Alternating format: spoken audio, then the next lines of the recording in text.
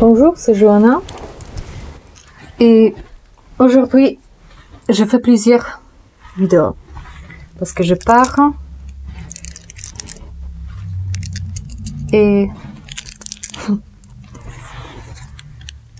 ce sont des vidéos sur la grammaire polonaise, grammaire ancienne. Et aujourd'hui, on va parler des aspects.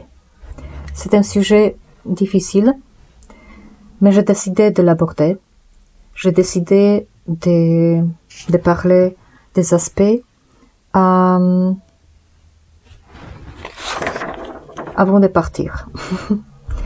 Et en fait, ce qui est bizarre, c'est que je voulais faire d'abord en polonais, mais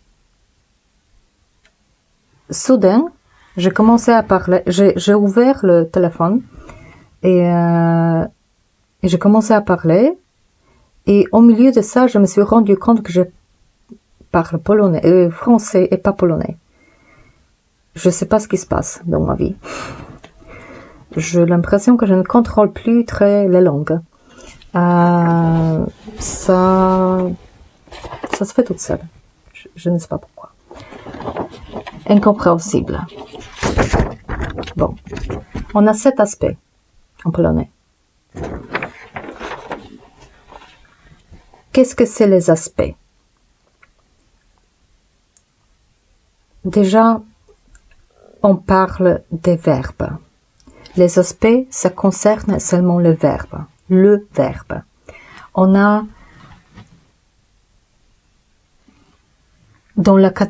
quand on a le verbe, surtout en polonais, on le conjugue, mais pas dans le sens seulement dans le sens que dans le sens de ce schéma très étroit en fait. Conjuguer, je ne trouve pas un autre mot. On le change peut-être, on devrait dire. En polonais, on dit odmieniać. Conjuguer, conjugować, ça se dit pas, en fait. Donc, en polonais, on dit changer. Donc, on change le verbe selon les conditions. Et ces conditions sont telles que, par exemple, si on veut exprimer quelque chose, vraiment une grande catégorie, dire pourquoi je parle, ça, ce sont des modes indicatifs, par exemple, impératifs. Après, on a des temps. Et on peut parler en présent, passé ou futur. Ouais. Après, il y a des aspects. Et des aspects, il y en a 7. J'ai déjà expliqué la conjugaison. Et dans la conjugaison, je parlais des 3 premiers aspects, les plus importants. Et ces aspects, ce sont jednokrotne, qui veut dire quelque chose qui une fois action, ou quelque chose qui se passe maintenant. Et je parlais de conjugaison qui concerne l'aspect wielokrotne, ça veut dire simple, ça veut dire quelque chose qui se répète. Et je parlais déjà d'action terminée, c'est l'aspect terminé. Et maintenant, je vais parler couramment. Et après, je vais faire des vidéos sur chaque aspect. Mais maintenant, il y en a 7. Il y a 7 aspects. Ce sont des aspects.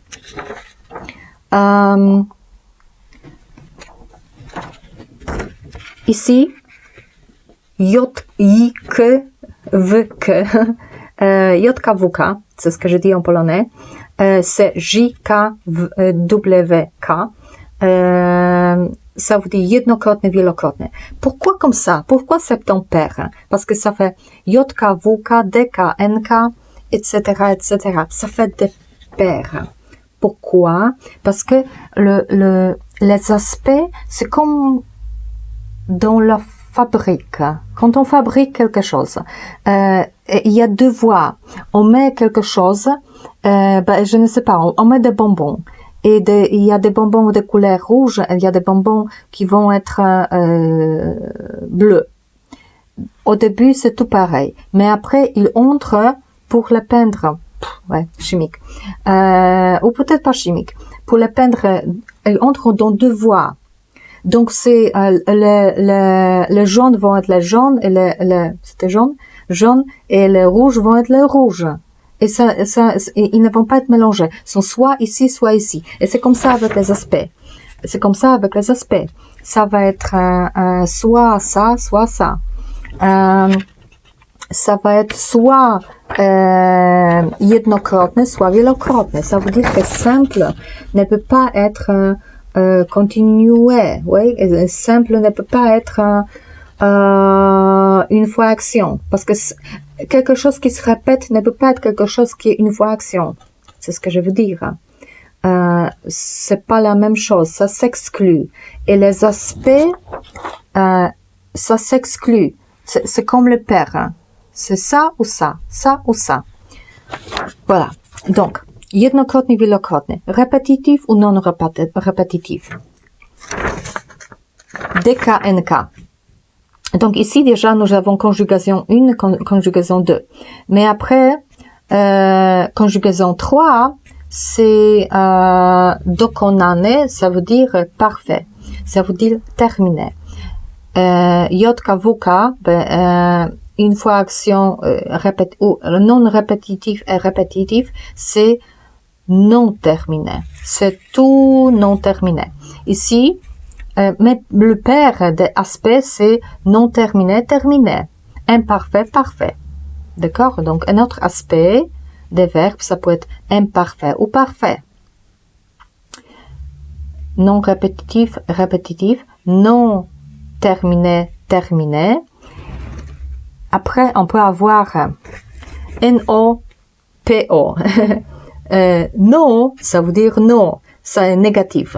Donc, c'est un aspect. Quelque chose, le verbe peut être négatif ou positif. On dit je suis ou je ne suis pas. Tout simplement. C'est un aspect des verbes. Mais ça veut dire que ça donne la forme. Soit tu mets le nom ou tu ne mets pas. N'est pas. Un autre aspect, współczesny, uprzedni, ici,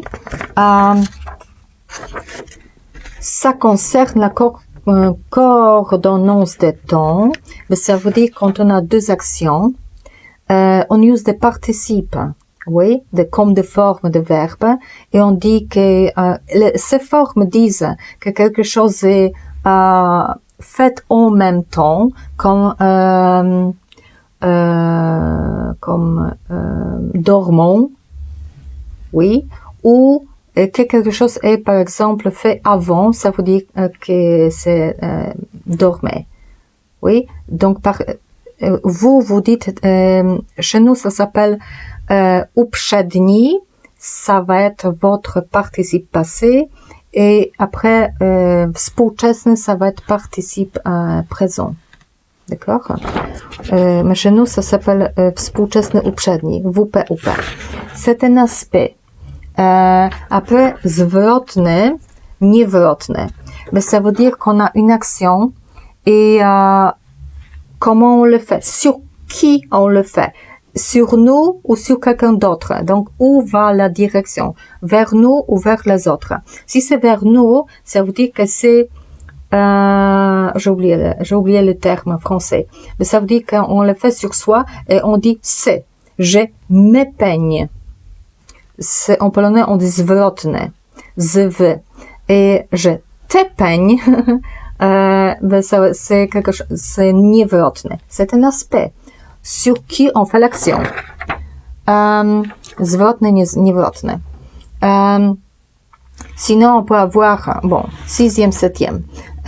Obe, nobe. OBNB. En polonais, c'est un jeu de mots. OBNB, ça veut dire que c'est personnel ou impersonnel. Ça veut dire qu'on connaît qui le fait. Je fais, tu fais, il fait, nous faisons, etc. Ça, c'est osobowy. On connaît la personne. Ou sinon, on dit on fait. Ben, qui? On ne sait pas. Impersonnel, oui. NB en polonais. Et après, c'est czynny bierny, ça veut dire actif passif. c'est pas la voix. Bah, ça, c'est latin. Ils ont inventé ça. Mais tout simplement, pourquoi inventer encore une catégorie? Non, tout simplement, c'est un des aspects. Et il y en a 7. Et 7e, ça peut être... je mets pas d'ordre dans ça. Pourquoi ordre? Pas besoin. Je dis que ici au milieu, c'est le plus important. Répétitif, non répétitif, terminé, non terminé. Et les autres, ça va quand ça veut. Parce que ce sont des formes plutôt pas floues, mais non attachées aux conjugaisons. Donc ici, czynny bierny, ça veut dire active, passive. Active, passive. Et c'est tout de moi, en fait. Ce sont des aspects et je vais en parler plus dans d'autres vidéos.